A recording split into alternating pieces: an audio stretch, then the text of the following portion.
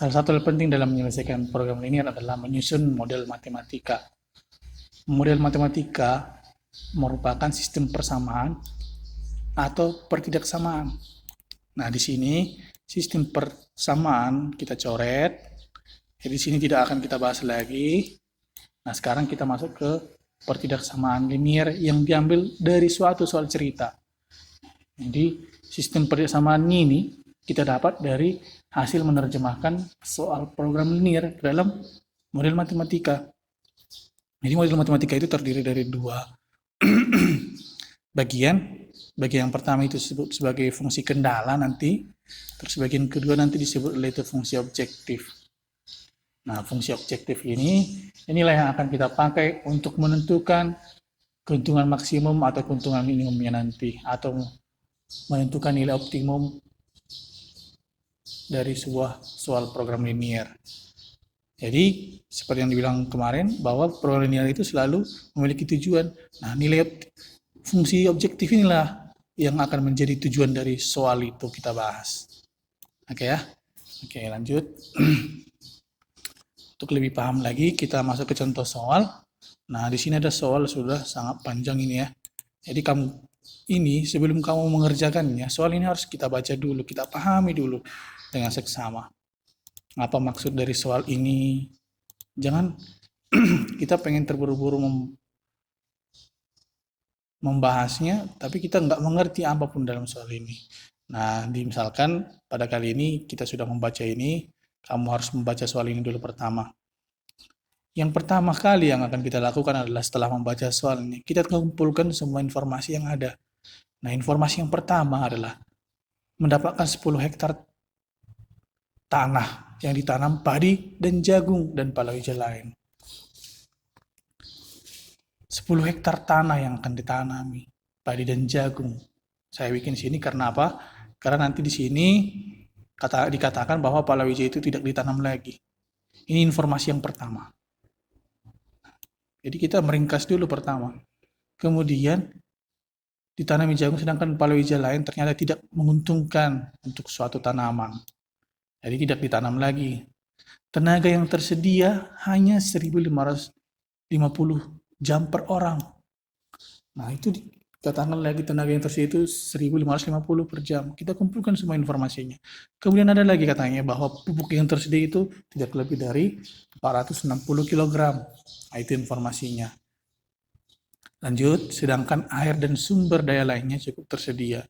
Diketahui pula bahwa untuk menghasilkan 1 kuintal padi diperlukan 10 jam per orang tenaga dan 5 kg pupuk. Nah, ditulis lagi informasinya.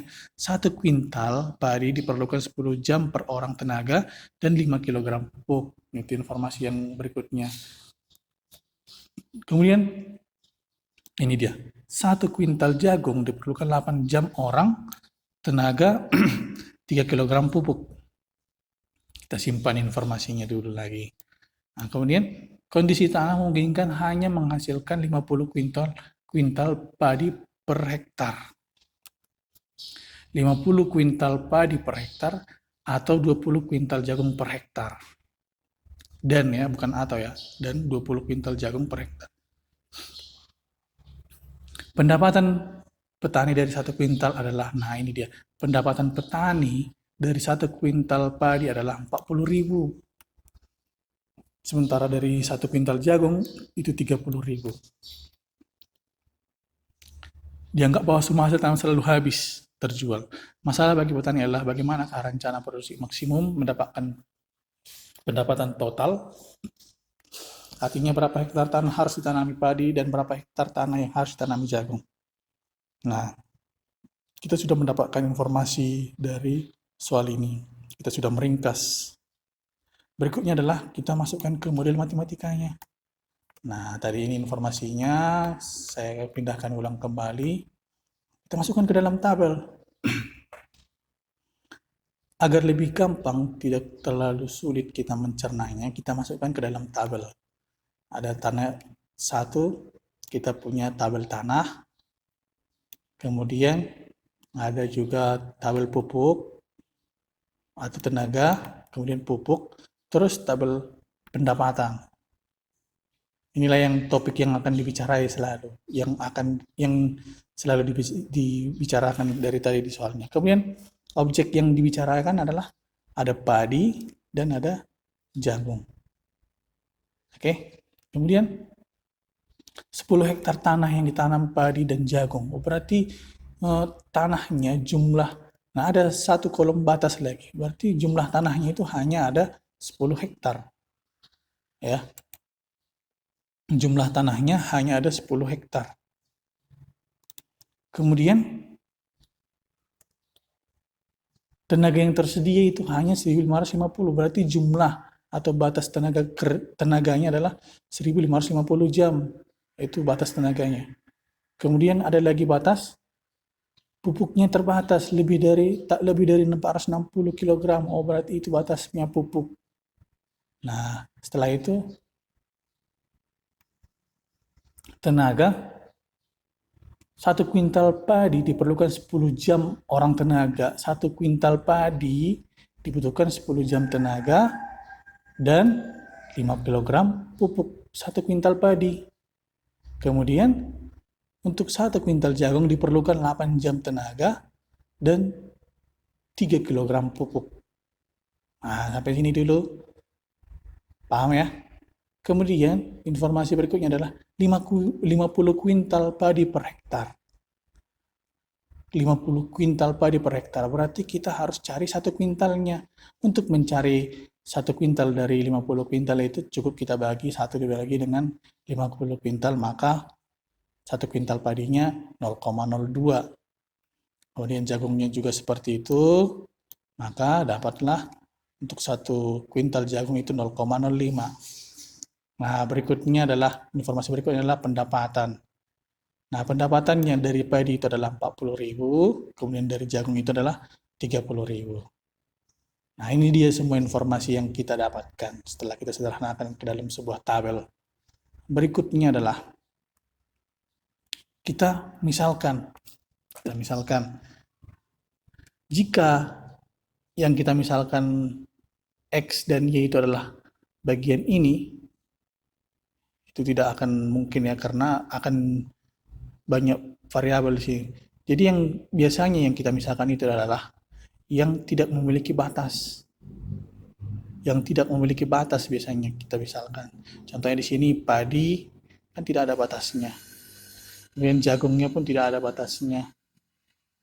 Jadi atau objek yang kita misalkan itu biasanya objek yang paling sering dibicarakan.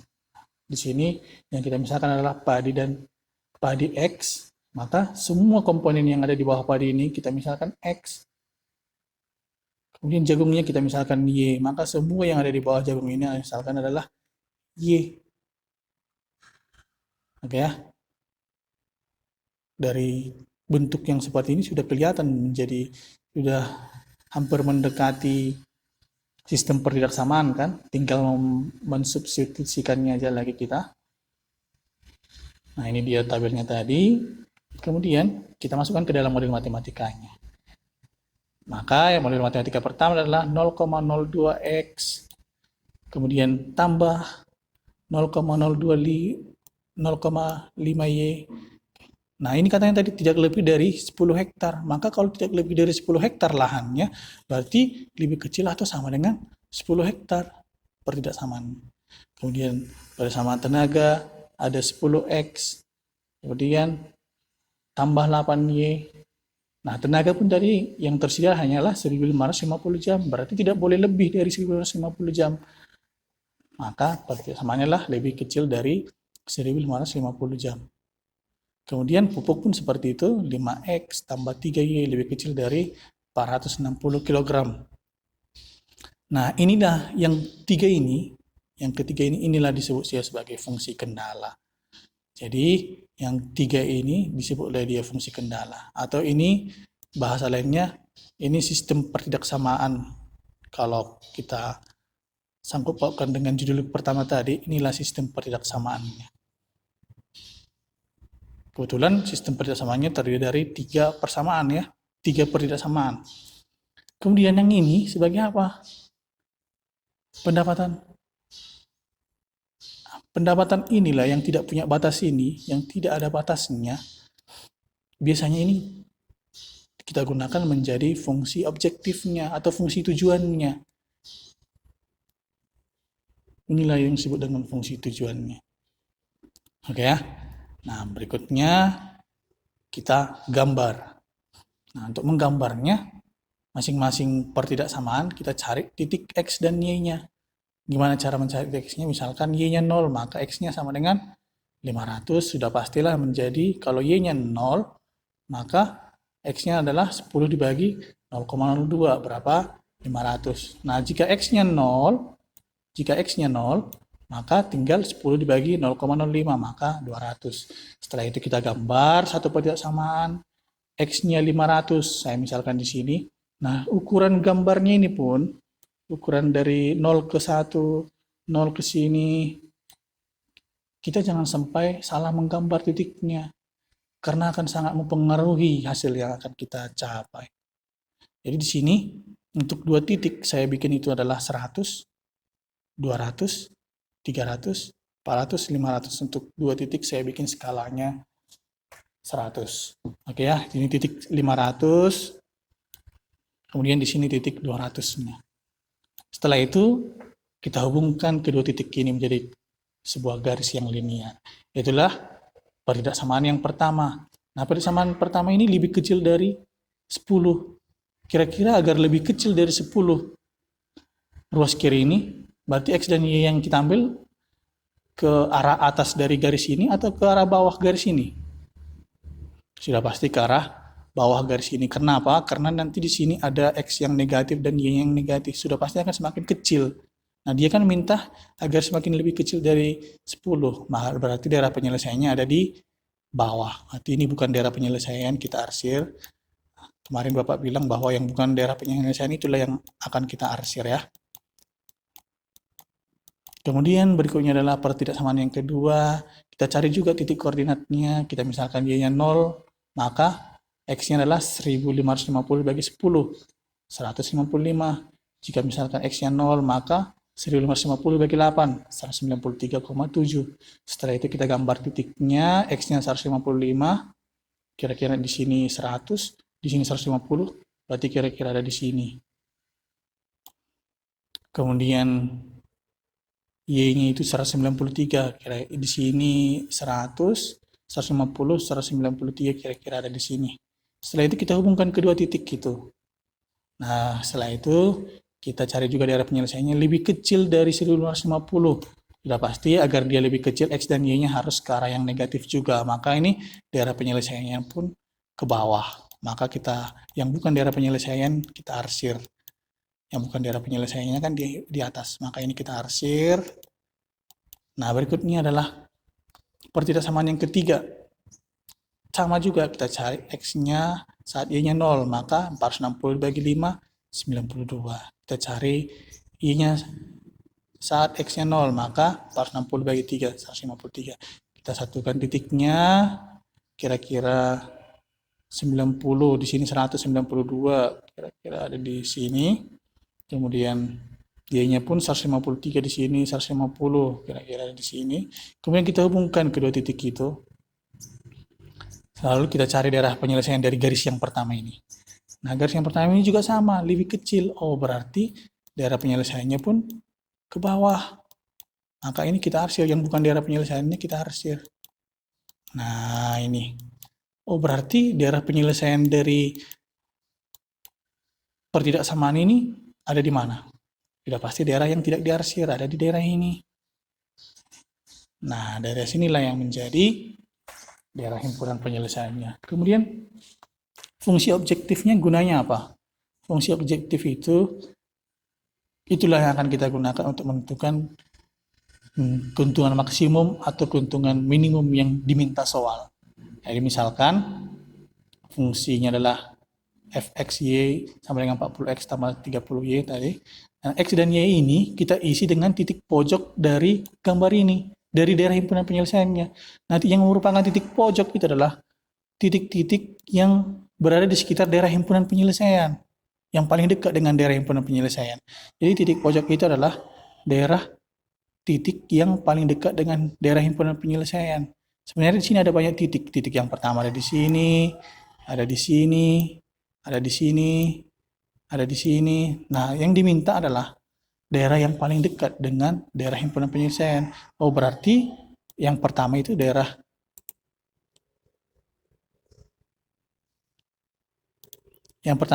ini, kemudian daerah ini, itu yang paling dekat. Berarti titik pojok yang pertama adalah X-nya 92, Y-nya 0. Titik pojok yang kedua adalah X-nya 150, X-nya 0, Y-nya 153,3. Nah, setelah itu kita substitusikan seperti yang ada di layar ya. X-nya 92, Y-nya 0. Maka kita substitusikan ke fungsi objektif tadi, fungsi tujuan tadi. Kita kalikan X-nya katanya 92, berarti 40.000 kali 92 tambah 30.000 kali X-nya, Y-nya 0, berarti kali 0. Maka hasilnya adalah 3.680.000. Kemudian titik pojok yang kedua adalah 153,3. X-nya 0, kemudian Y-nya 153,3. Maka sama juga kita substitusikan 40.000 kali 0 tambah 30.000 kali 153,3. Maka hasilnya adalah 4.599.000. Jadi, dari soal ini, agar keuntungan atau pendapatan dari si petani lebih maksimum, agar pendapatannya lebih meningkat, berarti petaninya harus menanam 153 jagung saja yang ditanam, agar keuntungannya semakin besar. Nah, seperti itu cara mengerjakan soal program linear. Jadi dia harus menanam 153,3 jagung. Jika dia menanam ini, maka hasil yang didapatnya, keuntungan pendapatan yang didapatnya adalah 4.599.000. Oke? Nah, berikutnya adalah misalkan ini sebagai pengingat saja, misalkan ada sebuah sistem perbedaan. Jadi sistem perbedaan ini sudah kamu terjemahkan ke dalam soal. Jadi misalkan ini soalnya. Soal ceritanya sudah kamu terjemahkan ke dalam model matematika, dan inilah model matematikanya. Setelah itu kita cari titik koordinatnya, kemudian kita gambar garisnya. Oke? Nah, di sini kan titik pojoknya, daerah penyelesaiannya ada di sini. Dari gambar ini, daerah penyelesaiannya ada di sini. Nah, di sini kan titik pojoknya ada 3. Nah, tadi kan saya katakan titik pojok itu adalah titik yang paling dekat dengan daerah himpunan penyelesaian. Berarti titik yang paling dekat dengan daerah himpunan penyelesaian adalah titik yang pertama adalah ini. X-nya 0, Y-nya 4. Yang kedua adalah ini. Oke, X-nya 4, Y-nya 0. Kemudian yang ketiga adalah ini. Nah, tempat perpotongan. Nah, gimana kalau dia titik pojoknya di sini? Kita kan harus tahu berapa X-nya dan berapa Y-nya. Bagaimana cara mengetahui ini? Cara yang pertama adalah solusi yang pertama adalah kita harus, jika gambarmu benar, maka kita bisa melihat dengan cara memanjangkan titik-titik ini jika gambarmu benar. Tapi kebanyakan kita kadang salah menggambar, maka ini biasanya ragu. Nah, gimana cara mendapatkan titik perpotongan ini dengan tepat? Nah, di kelas 1 kamu sudah belajar sistem persamaan untuk mencari titik potong dari sebuah sistem persamaan. Gunakan dengan cara itu. Oke.